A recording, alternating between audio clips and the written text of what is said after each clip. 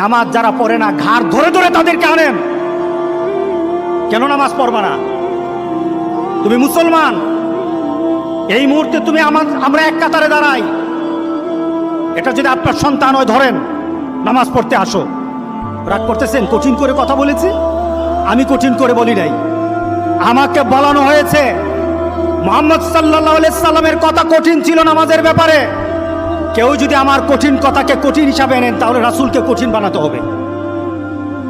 রাসূল সাল্লাল্লাহু আলাইহি সাল্লাম বলেছেন, তোমার সন্তান 7 নামাজ শিখাও, তোমার সন্তান 10 নামাজ না পড়লে তারে পিটাও। কে বলেছেন? কে বলেছেন? রাসূল বলেছেন। তাহলে রাসূল কঠিন হলেন না? নামাজের ব্যাপারে কঠিন না? নামাজের ব্যাপারে আমরা কখনো সহজ হব না। রাজি আছি তো সবাই ইনশাআল্লাহ?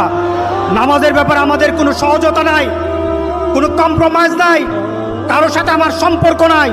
নামাজ আছে তো সম্পর্ক আছে, নামাজ নাই আল্লাহর সাথে তার সম্পর্ক নাই, আমার সাথে তার কোনো সম্পর্ক নাই।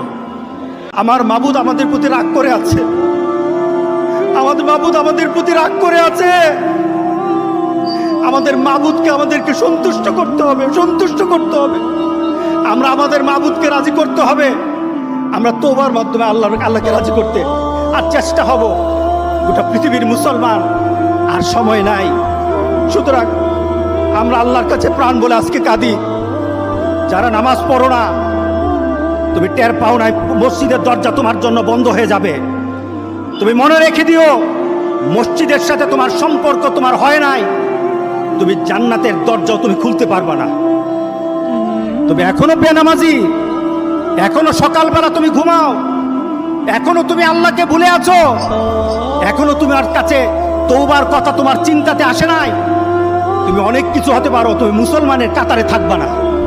তুমি অনেক কিছু হতে পারো, তুমি ইসলামের কাতারে থাকবা না। আমি গতকাল বিকালবেলা মাদ্রাসার মাঠের দিকে যাচ্ছি, এমন সময় একটা ছেলেকে দেখলাম, আমাকে দেখে কেউ দৌড়ে চলে যায়। যেটা আমি মনে করলাম ছেলেটাকে ডাকা দরকার। ছেলের বাবা হতো অন্ধ, ছেলের বাবা হতো বুঝে না, মা বুঝে না, এই ছেলেটা দুজুকের দিকে চলে যাচ্ছে।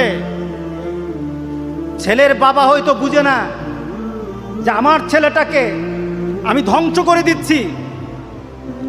আমি ছেলেটাকে দৌড়িয়ে আনলাম, সে ভাগতেছিল। আমি বললাম এদিকে আয়, ভাগিস না। ছেলেটাকে কাছে এনে বললাম, তুই যে চুলটাকে লাল করেছিস, চুলটা লাল, তোর আব্বাকে বলিস আমার সাথে দেখা করতে।